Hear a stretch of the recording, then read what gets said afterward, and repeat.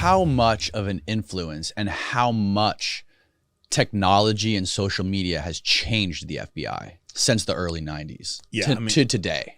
Well, I can tell you it's probably our greatest investigative tool, and I'm probably giving up information to bad guys who are like, shit, I'm going to go ahead and erase my profile. But honestly, it's people don't care, right? Because people are exposing, or people are trying to get the acknowledgement from others and the validation by saying, look at my life.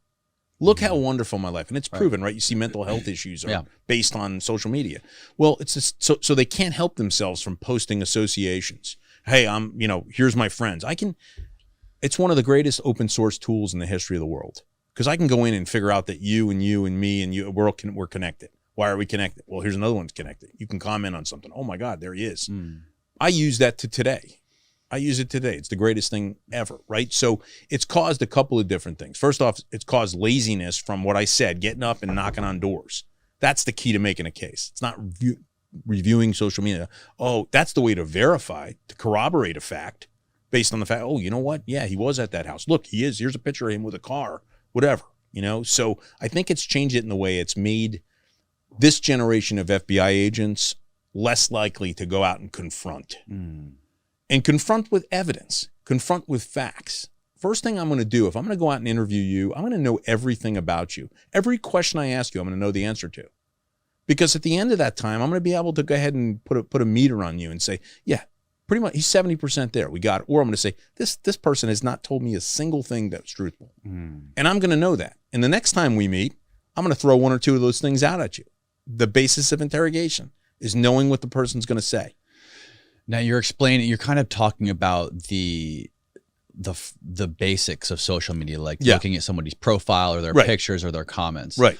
But how much more access does the FBI or the CIA get behind the curtain? Like going down to the nitty gritty of tracking location. That's something that everybody worries about.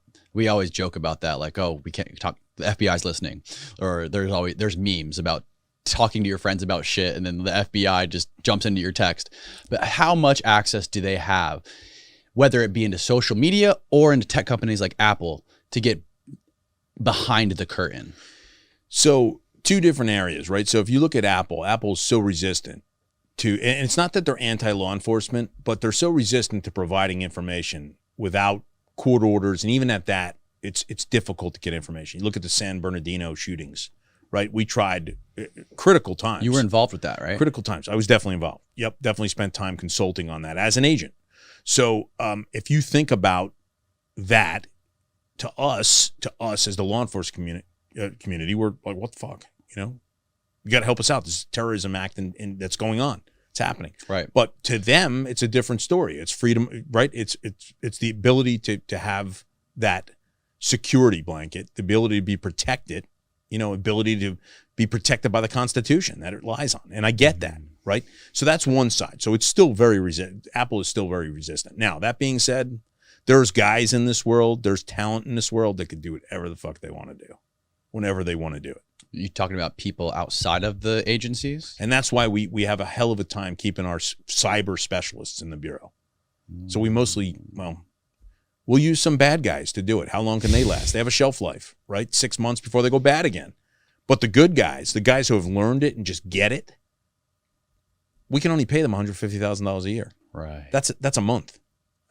That's a month at different companies. So they're gone. There's no way to attract that, right? So that skill is there. It's there, and I've seen it work, and I've been fortunate enough to be on the right side of it working, to be able to help people and impact people's lives as a civilian, right? Go to the social media side. It's simple, man. I mean, it is not a difficult act to be able to get deep and down and dirty. There's nothing that's not available. Now, when you say it's easier to use bad guys because they're more proficient or they're better at what they do because they make a lot more money, what kind of tactics do you use to convince the bad guys to work for you? Because obviously they know that you know that they're bad guys. Leverage. It's the same. It's like any other crime. It's having leverage. It's being able to say there's not a lot of bad guys and girls out there that are going to come and say, hey, I'm a true patriot. I want to help. What they're going to do is say, oh my God, I'm facing 20 years in jail, I'll help. Mm. How long do I have to help? It's always a negotiation. You want to choke them, but at the end of it, it's negotiation. Hey, listen, I'll help you with, for 6 months, but would you stop looking at my stuff? That's so crazy. You just stop looking at my stuff. Many plea deals are made based on that. Listen, we have this, and this, but we kind of are starting to look here. What do you think? Well, if I help you, will you stop looking there? And then, we don't say it up front, but talk to the U.S. attorney and say, hey, this is a good deal. We're going to stop a lot of bad here. And we're going to know, we still know about the other stuff. So we keep it in the back pocket. So it's the same thing with a bad guy, with a cyber guy. Hey, listen, we need help. We're getting destroyed by the Russians. We're getting destroyed by Pakistan. We're getting destroyed by the Chinese. You able to help us? Yeah, but, and they play it like, we know about these 3 things. And they probably got 10 more that we don't know about, but we get to know about. And so we make a deal.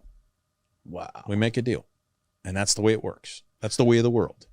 That's so crazy. It's crazy. So when it comes to just on social media companies aside, how much influence, we talked about this before we started, but Zuckerberg was just talking about how the FBI basically came to them and said that there's some Russian propaganda going on with the Hunter Biden. This was during the election between Biden and Trump. With the Hunter Biden laptop, we need you to suppress the story about the Hunter Biden laptop, and they did. Twitter completely suppressed it. I think there was New York Post was the publication that got it completely. Yeah, that author, that woman who wrote the book. Yeah. Too.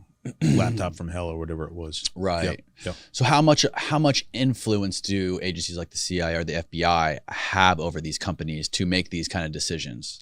I have a hard time when it comes to news. Yeah, I have a hard time with that, thinking about that happening, because I have some colleagues, some former life colleagues who I've talked to about that, who are in that industry.